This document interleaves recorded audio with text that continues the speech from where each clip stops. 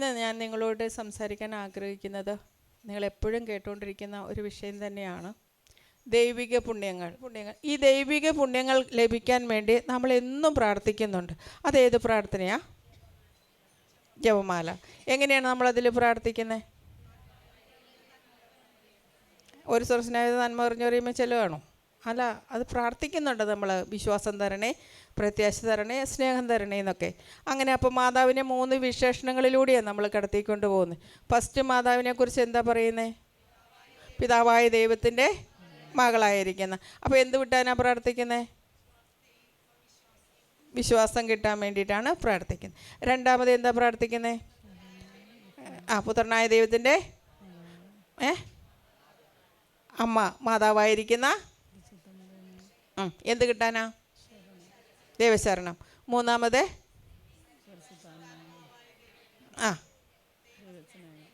പരിശുദ്ധാത്മാവായ ദൈവം. ആരാ മാതാവിനെ കുറിച്ച് ആരാ വിഷയം? പരിശുദ്ധാത്മാവായ ദൈവം മാതാവിൻ്റെ ആരാ? മണവാട്ടി. മാതാവ് പരിശുദ്ധാത്മാവിൻ്റെ മണവാട്ടി അല്ലെങ്കിൽ പ്രിയതമയാണ്, പ്രിയപ്പെട്ടവളാണ് എന്ന് പറഞ്ഞിട്ടാണ് നമ്മൾ പ്രാർത്ഥിക്കുന്നത്. എന്ത് തരാനാണ് പ്രാർത്ഥിക്കുന്നത്? ദൈവസ്നേഹം തരാൻ വേണ്ടിയിട്ട് നമ്മൾ പ്രാർത്ഥിക്കുന്നുണ്ട്. പ്രിയപ്പെട്ടവരെ, നമുക്ക് കാണാണ്ട് പഠിച്ചില്ലേ? നമ്മൾ പഠിച്ചോ? നമ്മളിനി എന്നും ഒരു സ്വർഗസ്നായ 3 നന്മ പറഞ്ഞു പറയുമ്പോൾ ചൊല്ലി അവസാനിപ്പിക്കുമോ? അതോ പിതാവായ ദൈവമേ, പുത്രനായ ദൈവമേ, പരിശുദ്ധാത്മാവായ ദൈവമേ എന്ന് പ്രാർത്ഥിക്കുമോ? പിതാവായ ദൈവമേ, പിതാവായ ദൈവത്തോട് നമ്മൾ എന്താ പറയുന്നത്? പിതാവായ ദൈവത്തിൻ്റെ മകളായിരിക്കുന്ന പരിശുദ്ധ മറിയമേ, ഞങ്ങളിൽ എന്ന പുണ്യമുണ്ടാകുവാൻ ആരോട് പ്രാർത്ഥിക്കണം? തൻ്റെ തിരുക്കുമാരനോട് പ്രാർത്ഥിക്കണം.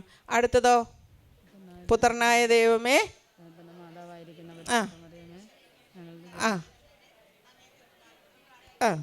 അടുത്തത്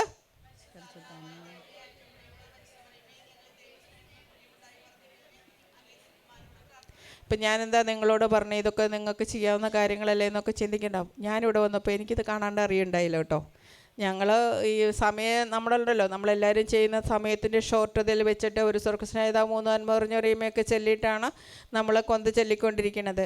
കാരണം അടുത്ത കുർബാനയാണ്, അപ്പോൾ നമുക്ക് സമയം ഷോർട്ട് ചെയ്യും. പക്ഷേ വലിയൊരു സത്യമാണ് നമ്മൾ വേണ്ടെന്ന് വെച്ചിട്ട് സമയ പരിമിതിയിൽ നിർത്തിക്കൊണ്ടിരിക്കുന്നത്. ഞാനിവിടെ വന്നു കഴിഞ്ഞപ്പോഴേ ഇവിടെ നമ്മുടെ സിസ്റ്റർ ജോസിയ സിസ്റ്റർ കൊന്ത ചെല്ലുന്നതിനിപ്പുറം ഇത് 3 കാണാതെ ചെല്ലുന്ന കണ്ടു. അപ്പോൾ എനിക്ക് ഭയങ്കര അത്ഭുതം തോന്നി. സിസ്റ്റർ ഇങ്ങനെ കാണാതെ ചെല്ലുന്നുണ്ട്. എനിക്കാണത് കാണാതെ ചെല്ലാൻ അറിയുന്നുമില്ല. സിസ്റ്റർ അത് വ്യക്തമായിട്ട് കാണാതെ ചെല്ലുന്നത് കണ്ടു. അന്നാണ് ഞാൻ മനസ്സിലാക്കുന്നത് ഇത് ഒന്ന് പഠിച്ചേ പറ്റൂ. പഠിക്കാൻ അപ്പോൾ ഇങ്ങനെ ക്ലാസ്സിന് ഒരുങ്ങി കഴിഞ്ഞപ്പോഴാണ് അത് ഭയങ്കര എളുപ്പമുള്ള സംഭവമാണ്. നമ്മൾ മാതാവിനെ 3 വിശേഷണം കൊടുക്കുന്നു. മാതാവിനോട് പറയുകയാണ് തിരുക്കുമാരൻ്റെ കയ്യിൽ നിന്ന് വിശ്വാസവും പ്രത്യാശയും സ്നേഹവും മേടിച്ചു തരണേ. അപ്പോൾ ഒരു ബുദ്ധിമുട്ടുള്ളവരില്ലാത്തൊരു പ്രാർത്ഥനയാണ്, വലിയൊരു പ്രാർത്ഥനയായിട്ട് ഞാൻ കൊണ്ടുവരുന്നത്. കാരണം അതിനെന്നെ ഇൻസ്പയർ ചെയ്തത് നമ്മുടെ സിസ്റ്റർ പാട്ട് പാടുന്ന സിസ്റ്റർ ജോസിയ സിസ്റ്ററാണ്. സിസ്റ്റർ എപ്പോഴും അതിങ്ങനെ കാണാതെ ചെല്ലുന്നത് കണ്ടപ്പോഴാണ് എൻ്റെ മനസ്സിലും ഇത് കാണാതെ പ്രാർത്ഥിക്കണം, എപ്പോൾ കൊന്ത ചൊല്ലിയാലും ഈ ദൈവിക പുണ്യങ്ങൾക്ക് വേണ്ടി പ്രാർത്ഥിക്കണമെന്നൊരു ചിന്തയും മനസ്സിലേക്ക് കടന്നു വന്നത്. അപ്പോൾ ഈ സമയത്ത് സിസ്റ്ററിനും ദൈവത്തിനും ഒക്കെ നമുക്ക് നന്ദി പറയാം. നമ്മൾ മറ്റുള്ളവരാണ് നമ്മളെ നല്ല നല്ല കാര്യങ്ങൾക്ക് വേണ്ടി പ്രേരിപ്പിച്ചുകൊണ്ടിരിക്കുമ്പോൾ നമ്മളെപ്പോഴും അവരെ കൂടെ ഓർത്തിട്ട് വേണം ദൈവത്തിന് നന്ദി പറയാനായിട്ട്. അടുത്തത് എന്താണ് ഈ വിശ്വാസം എന്ന് പറഞ്ഞു കഴിഞ്ഞാൽ നമ്മൾ എന്താ മനസ്സിലാക്കുന്നത്? നമുക്കെല്ലാവർക്കും അറിയാവുന്ന കാര്യം എന്താണ് നമ്മൾ വിശ്വാസം എന്ന് പറഞ്ഞാൽ പറയുന്നത്? എല്ലാവർക്കും അറിയാവുന്ന ഒരു നിർവചനം ഉണ്ടാവും. ഹെബ്രായർ 11:1 നമ്മൾ കാണാതെ പഠിച്ചു വച്ചിരിക്കുന്ന ഒരു സംഭവമാണ്. കാണപ്പെടാത്തവ ഉണ്ടെന്നും പ്രതീക്ഷയ്ക്ക് ലഭിക്കുക എന്നുള്ള ഉറപ്പാണ് വിശ്വാസം.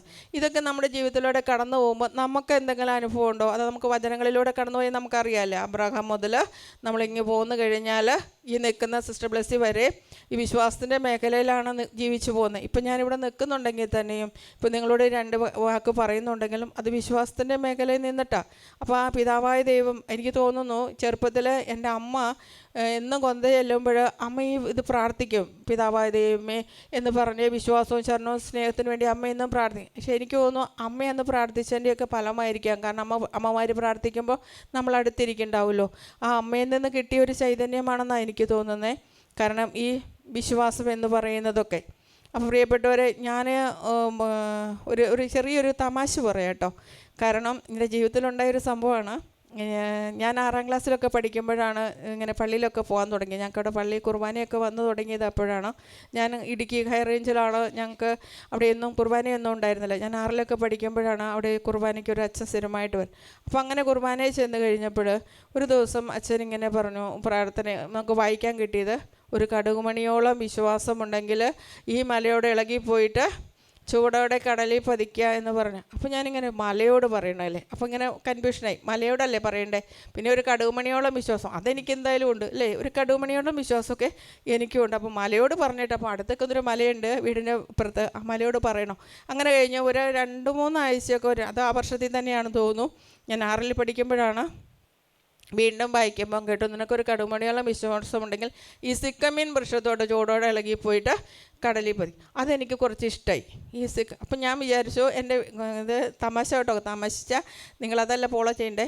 ഞാൻ ചിന്തിച്ച എന്നാന്ന് വെച്ച് കഴിഞ്ഞാൽ എൻ്റെ വീടിൻ്റെ മുറ്റത്തൊരു മാവ് നിൽക്കുന്നുണ്ട്.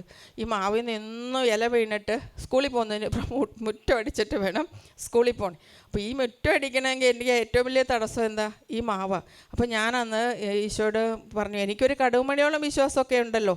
അപ്പോൾ ഞാനിങ്ങനെ കുർബാന കഴിഞ്ഞ് പോരുമ്പോൾ ഞാൻ പറഞ്ഞു, എൻ്റെ ഈശോയെ ആ മാവിനെ അവിടെ നിന്ന് എടുത്തു മാറ്റി കടലിൽ കൊണ്ട് ഇട്ടായിരുന്നെങ്കിൽ.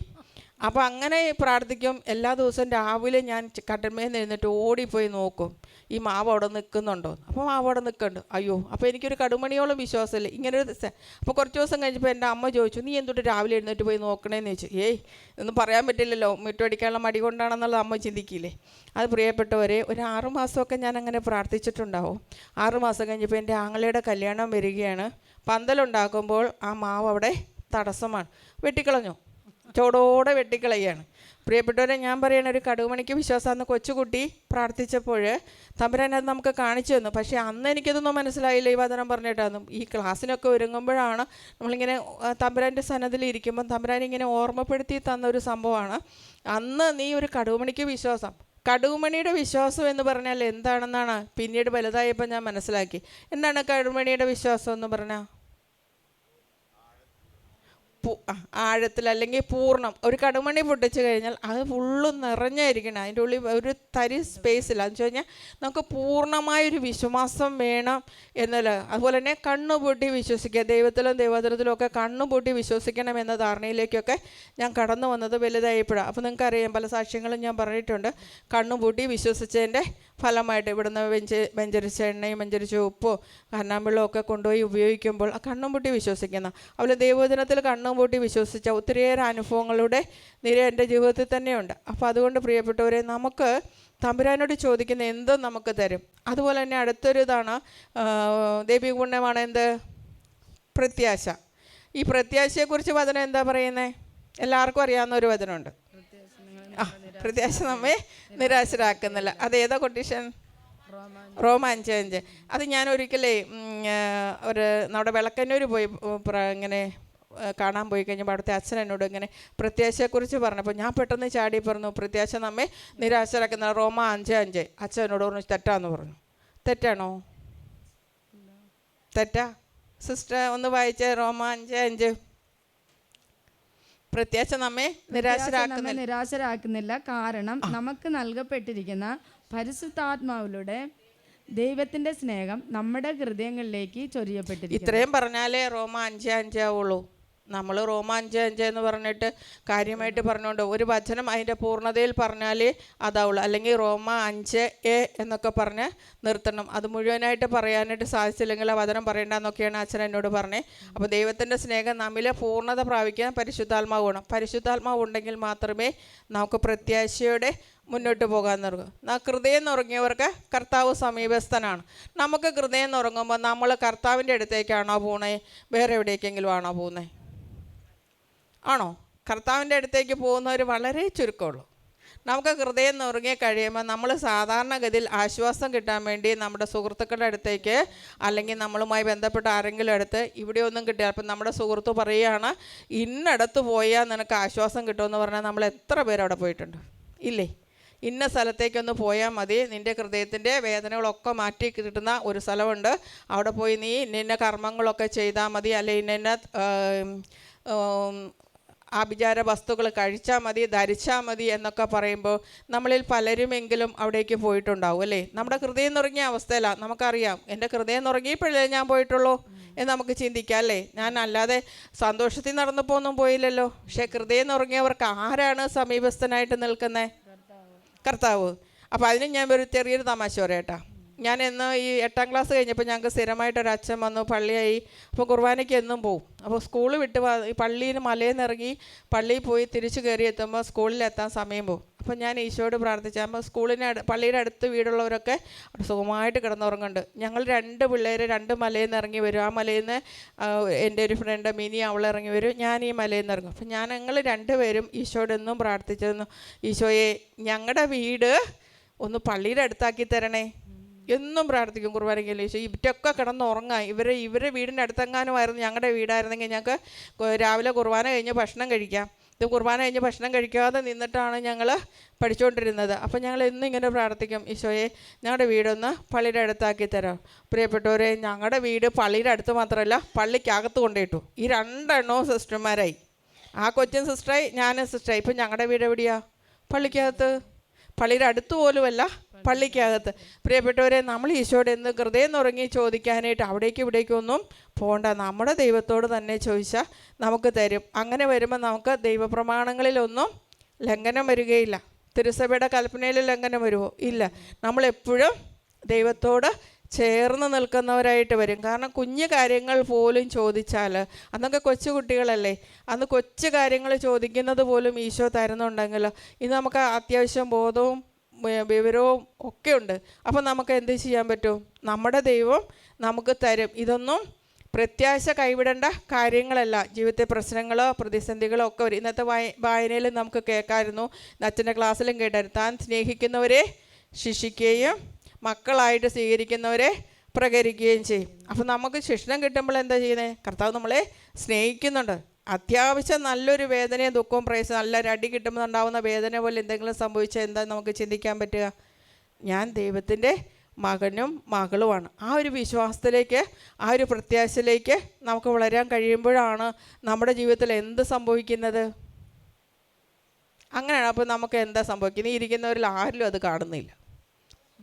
സന്തോഷവും ഒരാനന്ദവും ഒക്കെ ഉണ്ടാവും അല്ലേ? നമുക്ക് എന്ത് സംഭവിച്ചാലും എൻ്റെ ഈശോ എന്നെ സ്നേഹിക്കുന്നത് കൊണ്ടും എൻ്റെ ഈശോയുടെ മകളായിട്ടൊക്കെ എന്നെ സ്വീകരിച്ചത് കൊണ്ടുമാണ് ഇങ്ങനെയൊക്കെ സംഭവങ്ങൾ ജീവിതത്തിൽ വരുന്നതെന്ന് ചിന്തിക്കാനായിട്ട് നമുക്ക് സാധിക്കണമെങ്കിൽ ഈ ദൈവിക പുണ്യങ്ങളിലേക്ക് നമ്മൾ ആഴ്ന്നിറങ്ങണം. അത് ഈ ജപമാല മുടക്കാതിരുന്നാൽ, പരിശുദ്ധ അമ്മയോട് എന്നും പ്രാർത്ഥിക്കണം, അമ്മേ ഈ ദൈവിക പുണ്യങ്ങൾ എനിക്ക് വാങ്ങിച്ചു തരണേ. ഇങ്ങനൊരു പ്രാർത്ഥന നമ്മുടെ ജീവിതത്തിലേക്ക് കടന്നു വരുമ്പോഴാണ് നമുക്ക് കുഞ്ഞു കുഞ്ഞു കാര്യങ്ങൾ പോലും മാറ്റി വലിയ കാര്യം വരുമ്പോൾ നമുക്ക് സന്തോഷിക്കാൻ പറ്റും. കാരണം എന്താ? ഞാൻ ദൈവത്തിൻ്റെ മകളായിട്ടിരിക്കുകയാണ്, അല്ലെ മകനായിട്ട് മാറുകയാണ് ഇപ്പോൾ എന്നുള്ള ആ പ്രത്യാശയുടെ ജീവിതത്തെ മുന്നോട്ട് പോകുമ്പോൾ ഹൃദയം നുറങ്ങിയവർക്ക് കർത്താവ് സമീപസ്ഥനാവും. അടുത്ത ദൈവിക പുണ്യം ഏതാ? സ്നേഹം. നമ്മുടെ എല്ലാവരുടെയും കയ്യിലില്ലേ അത്? സ്നേഹമില്ലാത്തവരാരെങ്കിലും ഉണ്ടോ? ഉണ്ട്. അമ്മായിമ്മയ്ക്ക് മരുമകളോട് സ്നേഹമുണ്ടോ? മരുമകൾക്ക് അമ്മയോട് സ്നേഹമുണ്ടോ? ഇവിടെയൊക്കെയാണ് നമ്മൾ ഉരച്ചു നോക്കണം അല്ലേ? സ്നേഹം ഉരച്ചു നോക്കുന്ന സ്ഥലങ്ങളുണ്ട് നമ്മുടെ ജീവിതത്തിൽ. ഒന്ന് ഉരച്ചു നോക്കിക്കോളൂ, എൻ്റെ സ്നേഹം എങ്ങനെയാണ്? നമ്മുടെ സ്നേഹത്തെക്കുറിച്ച് ദൈവം പറയേണ്ട ഓരോ പ്രഭാതത്തിലും പുതിയതാണ്, അത് അസ്തമിക്കുന്നില്ല. എപ്പോഴും ഇങ്ങനെ ഒരു ദിവസം സ്നേഹിച്ചതുപോലെയല്ല പിറ്റേ ദിവസം ദൈവം സ്നേഹിക്കുന്നതെന്നാണ് ദൈവം നമ്മളോട് പറയുന്നത്. അതുപോലെ സ്നേഹം എന്താണ് എന്ന് നമുക്ക് പൗലോസ്ലീഹ കൊറിന്തോസുകാർക്ക് എഴുതിയ ഒരു ലേഖനം ഫുൾ എഴുതി അല്ലേ? ഒരു ലേഖനത്തിൽ ഒരു അധ്യായം ഫുള്ളങ്ങ് എഴുതി. ഏതാത്? 1 കൊറിന്തോസ് 13-ാം അധ്യായത്തിൽ സ്നേഹം എന്താണെന്ന് അത് ഞാൻ ഒരുക്കുന്നുണ്ട്. ഞങ്ങൾ ഒരിക്കൽ ധ്യാനത്തിന് ഉടുപ്പൊക്കെ ഇടുന്ന സമയത്ത് നമ്മൾ ധ്യാനിക്കാൻ പോകുന്ന സമയം ഇപ്പോഴും പോകും.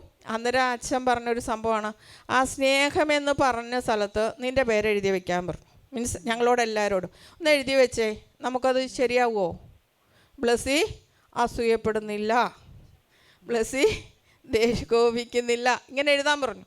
പ്രിയപ്പെട്ടവരാണ്ട് ഞങ്ങളോട് അച്ഛൻ പറഞ്ഞത്, എല്ലാ ദിവസവും രാവിലെ നിങ്ങൾ ഇതെഴുതി വായിച്ചിട്ടേ മുന്നോട്ട് പോകാവുള്ളൂ. കാരണം എന്താ പറയാൻ പറ്റും? എനിക്ക് അസൂയപ്പെടാൻ പറ്റില്ല, എനിക്ക് ദേഷ്യപ്പെടാൻ പറ്റത്തില്ല, എന്താ പറയുക, മറ്റുള്ളതൊക്കെ എന്താ സിസ്റ്റർ, കലഹിക്കാൻ പാടില്ല, അഹങ്കരിക്കാൻ പാടില്ല. ഇങ്ങനെ നമ്മൾ വരുമ്പോൾ നമ്മൾ നല്ലൊരു വിശുദ്ധിയായില്ലേ?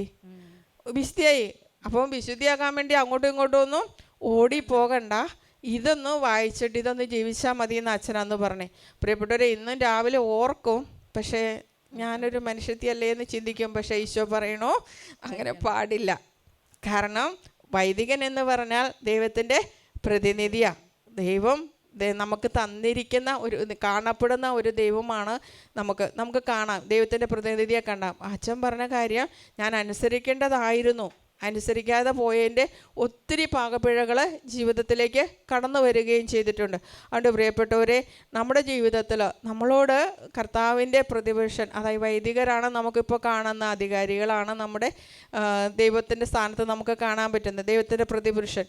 അച്ഛൻ പറയുന്ന കാര്യങ്ങൾ നമ്മളൊന്ന് അനുസരിച്ച് തുടങ്ങിയാൽ, നമ്മുടെ ഇടവകയിലുണ്ട്, ഇവിടെയുണ്ട്, നമ്മുടെ ജീവിതത്തിൽ അവർ പറയുന്നതൊക്കെ ഒന്ന് അനുസരിച്ച് തുടങ്ങിയാൽ ഒത്തിരി മാറ്റങ്ങൾ ജീവിതത്തിൽ വരാൻ പറ്റും. കാരണം അന്ന് അച്ഛൻ അത് പറഞ്ഞിട്ട് 30 വർഷം 35 വർഷം 34 വർഷങ്ങൾക്ക് മുമ്പ് അച്ഛനത് പറഞ്ഞത്, ഞാൻ അനുസരിച്ചിരുന്നെങ്കിൽ ഇപ്പം നിങ്ങളുടെ മുമ്പിൽ നിൽക്കുന്ന ഞാൻ വളരെ എളിമയുള്ളൊരു സിസ്റ്ററായിരിക്കും, വളരെ സ്നേഹമുള്ളൊരു സിസ്റ്ററായിട്ട് മാറും, ഒരു നല്ല സിസ്റ്ററായിട്ട് വന്നേനെ. പക്ഷെ അതന്ന് അനുസരിക്കാതെ പോയതുകൊണ്ടാണ് ഇന്ന് ദേഷ്യപ്പെടുന്ന, അഹങ്കരിക്കുന്ന, എത്രയൊക്കെ മുമ്പിൽ അഡ്ജക്റ്റീവ്സ് ചേർക്കാമോ അതൊക്കെ നമുക്ക് ചേർക്കാവുന്ന ഒരാളായിട്ട് മാറിയതിൻ്റെ കാരണം അന്ന് അത് അനുസരിക്കാതെ പോയതാണ്. പ്രിയപ്പെട്ടവരെ, അതുകൊണ്ട് നമ്മുടെ ജീവിതത്തിൽ മറ്റുള്ളവർ, അതായത് പ്രത്യേകിച്ച് കർത്താവിൻ്റെ പ്രതിപുരുഷർ അല്ല കർത്താവിൻ്റെ അഭിഷിക്തർ, നമ്മുടെ സ്കൂളുകളിലൊക്കെ ആയാലും സിസ്റ്റേഴ്സ് ആയാലും അധ്യാപകരൊക്കെ പറയുന്ന കാര്യങ്ങളിലൊക്കെ നമ്മൾ ശ്രദ്ധിച്ചിരുന്നെങ്കിൽ നമുക്ക് ഇത്രയും വീഴ്ച വരില്ലായിരുന്നു. പക്ഷേ ഇന്ന് നമുക്ക് കർത്താവ് ഒരു അവസരം തന്ന് നമ്മളെ ഇങ്ങോട്ട് കൊണ്ടുവന്നിരിക്കണ്ടല്ലേ, ഇവിടെ നമ്മൾ വന്നിട്ടുണ്ട്. ഇനി നമ്മൾ എന്ത് ചെയ്യുക? നമ്മുടെ വിശ്വാസവും പ്രത്യാശയും സ്നേഹം ആരിൽ അർപ്പിക്കണം? യേശു ക്രിസ്തുവിൽ അർപ്പിക്കണം. യേശു ക്രിസ്തു മാത്രമേ നമ്മളെ രക്ഷിക്കുകയുള്ളൂ. അതുകൊണ്ട് മറ്റൊന്നിലേക്കും ഓടിപ്പോയതുകൊണ്ടോ മറ്റൊരു വിശ്വാസത്തിലേക്ക് പോയതുകൊണ്ടോ ഒന്നും നമ്മുടെ ജീവിതത്തിലെ പ്രശ്നങ്ങൾ മാറുകയില്ല, ഒന്നും കൂടെ കൂടുകയുള്ളൂ. നമുക്കറിയാമല്ലോ, ഒരു മുള്ള് ശരീരത്തിൽ വെച്ചുകൊണ്ട് എത്ര ചികിത്സിച്ചാലും നമ്മുടെ പഴുപ്പ് മാറില്ല. അത് ആ മുള്ളെടുത്ത് കളയണം. അന്ന് പറഞ്ഞോളേ, നമ്മുടെ കർത്താവിൽ നിന്നും എവിടേക്കാണോ ഞാൻ അകന്നു പോയത്, ഏതെല്ലാം പ്രവൃത്തികളിലൂടെയാണോ ഞാൻ കർത്താവിൽ നിന്ന് അകന്നു പോയത്, ആ പ്രവൃത്തി കണ്ടുപിടിച്ച് അത് മാറ്റി അനുദപിച്ചാൽ, കർത്താവ് എപ്പോഴും അനുദപിക്കുന്ന പാപികളെ സ്നേഹിക്കുന്ന, ഒരിക്കലും ഇന്ന് നമ്മുടെ വചനത്തിലുണ്ടല്ലേ, നമ്മൾ ലേഖനം വായിച്ചപ്പം പറഞ്ഞു, ഇനി നിൻ്റെ പാപമൊന്നും ഞാൻ ഓർക്കുക പോലും ചെയ്യില്ല. ഇങ്ങനെ പറയുന്ന ഒരു ദൈവം നമുക്കുള്ളപ്പോൾ നമ്മൾ മറ്റൊന്നിലേക്ക് ഓടിപ്പോകരുത്. നമുക്ക് എന്നും പരിശുദ്ധ അമ്മയോട് ഈ സഹായം ചോദിച്ച് ഈ ദൈവിക പുണ്യങ്ങളാൽ നിറഞ്ഞ് നമുക്ക് ജീവിതത്തെ മുന്നോട്ട് കൊണ്ടുപോകാനായിട്ട് സാധിക്കണം. അതിനുള്ള അനുഗ്രഹം ഈശോ നമുക്ക് ഓരോരുത്തർക്കും തരും. അതിനുവേണ്ടി പരിശുദ്ധ അമ്മയെ തന്നിട്ട്, പിതാവിനെ തന്നിട്ട്, വിശുദ്ധർ, ഇവരെയൊക്കെ നമുക്ക് എന്തിനാ തന്നേ? ഇവരൊക്കെ അത് ജീവിച്ചവരാ. പരിശുദ്ധ അമ്മ ജീവിച്ചല്ലേ. പരിശുദ്ധ അമ്മയെ പിതാവായ ദൈവത്തിൻ്റെ മകളെന്ന് പറയാൻ കാരണം എന്താ? എന്തുകൊണ്ടാണ് പിതാവായ ദൈവത്തിൻ്റെ മകളെന്ന് പരിശുദ്ധമ്മയെ പറയാനുള്ള കാരണം? ദൈവഗീതത്തിന് പൂർണ്ണമായ കീഴ്വഴി, ഇതാ കർത്താവിൻ്റെ ദാസി എന്ന് പറഞ്ഞുകൊണ്ടാണ് ആ കീഴ്വഴങ്ങി നിൽക്കുന്നത്. അതുപോലെ തന്നെ പുത്രൻ്റെ അമ്മയാണെന്ന് പറയാനുള്ള കാരണം എന്താ? മംഗളവാർത്ത മുതൽ കാൽവരി വരെ കൂടെ നിന്നിരുന്നു. ഒരിടത്ത് പോലും അവനെ സപ്പോർട്ട് ചെയ്യാതെ നിന്നിട്ടില്ല. എല്ലായിടത്തും സപ്പോർട്ട് ചെയ്ത് കൂടെ നിന്ന ഒരമ്മയാണ് നമുക്ക് കാണാനായിട്ട് സാധിക്കും. കാൽവരി മലയിൽ ചോട്ടി നിൽക്കും. നിങ്ങൾ ചിന്തിച്ച്, നമ്മളൊക്കെ ആണെങ്കിൽ എന്തോ ഒച്ചപ്പാടും ബഹളമൊക്കെ ഉണ്ടാക്കിയതിനെ. പരിശുദ്ധി അമ്മയോ ഒന്നുമില്ല, അവിടെ ശാന്തമായി നിന്നിട്ടുണ്ട്. കാരണം എന്താ? കഴിഞ്ഞ ക്ലാസ്സിൽ നമ്മൾ കേട്ടിരുന്നു, പരിശുദ്ധാത്മാവ് നമ്മിൽ വന്നു നിറഞ്ഞാൽ, ആവാസം ഉണ്ടായാൽ നമ്മൾ മറ്റൊരു വ്യക്തിയായിട്ട് മാറും. ഇതെല്ലാം സഹിക്കാനുള്ള കഴിവ് ആരാ കൊടുത്തേ? പരിശുദ്ധാത്മാവ്. അതുകൊണ്ടാണ് പരിശുദ്ധാത്മാവിനെ പരിശുദ്ധ അമ്മയുടെ മണവാളനായിട്ട് കാണുന്നത്. അപ്പോൾ അമ്മയുടെ കൂടെ നിന്നാൽ ഈ ത്രിത്വൈക ദൈവത്തിൻ്റെ സാന്നിധ്യമായ ദൈവിക പുണ്യങ്ങളായ സ്നേഹം, പ്രത്യാശ, വിശ്വാസം, ഈ 3 പുണ്യങ്ങളിലാലും നമ്മൾ വളരപ്പെടുവാൻ ആര് നമ്മുടെ കൂടെ കൈപിടിച്ചുകൊണ്ട് നടത്തും? പരിശുദ്ധ അമ്മ. അതുകൊണ്ട് പരിശുദ്ധ അമ്മയോടുള്ള ജപമാലയിൽ ഇന്ന് മുതൽ നിങ്ങളിത് മുടക്കരുത്. നമുക്ക് പ്രാർത്ഥിക്കാൻ എളുപ്പമല്ലേ? പിതാവായ ദൈവത്തിൻ്റെ മകളായിരിക്കുന്ന പരിശുദ്ധ മറിയമേ, വിശ്വാസം എന്ന ദൈവിക പുണ്യം എനിക്ക് ലഭിക്കാൻ തിരുക്കുമാരനോട് പ്രാർത്ഥിക്കണേ. 2, പിതാവായ പുത്രനായ ദൈവത്തിൻ്റെ മാതാവായിരിക്കുന്ന പരിശുദ്ധ മറിയമേ, ഞങ്ങളെ ദൈവശരണമെന്ന ദൈവപുണ്യം ഉള്ളറിവാൻ നിൻ്റെ തിരുക്കുമാരനോട് പ്രാർത്ഥിക്കണേ. 3, പരിശുദ്ധാത്മാവായ ദൈവമേ, നിൻ്റെ ഏറ്റവും പ്രിയപ്പെട്ട മണവാട്ടി, നിന്നിലെ ദൈവസ്നേഹം എന്ന പുണ്യം ലഭിക്കാൻ നിൻ്റെ തിരുക്കുമാരനോട് പ്രാർത്ഥിക്കണം. ഈ മൂന്നും പ്രാർത്ഥിച്ചിട്ടേ ജപമാല ചൊല്ലാവുള്ളൂ കേട്ടോ. എത്ര സമയം പോയാലും അത് കണക്കാക്കരുത്. അത് പ്രാർത്ഥിച്ച് ആ വിശ്വാസ പുണ്യത്തിൽ നമ്മൾ ഓരോരുത്തരും ആഴപ്പെടുവാനുള്ള അനുഗ്രഹം ദൈവം നമുക്ക് ഓരോരുത്തർക്കും നൽകട്ടെ എന്ന് പ്രാർത്ഥിച്ചുകൊണ്ട് ഇത്രയും നേരം എന്നെ ശ്രവിച്ചതിനും നന്നായി റെസ്പോണ്ട് ചെയ്തതിനുമൊക്കെ ഒരുപാട് നന്ദിയുണ്ട്. ദൈവം നിങ്ങളെ ഓരോരുത്തരെയും അനുഗ്രഹിക്കട്ടെ. പരിശുദ്ധ അമ്മയുടെ വിമല ഹൃദയത്തിലേക്ക് ഓരോരുത്തരെയും സമർപ്പിച്ചുകൊണ്ട് നിത്യം പിതാവും പുത്രനും പരിശുദ്ധാത്മാവുമായ സർവേശ്വര എന്നേക്കും ആമേൻ.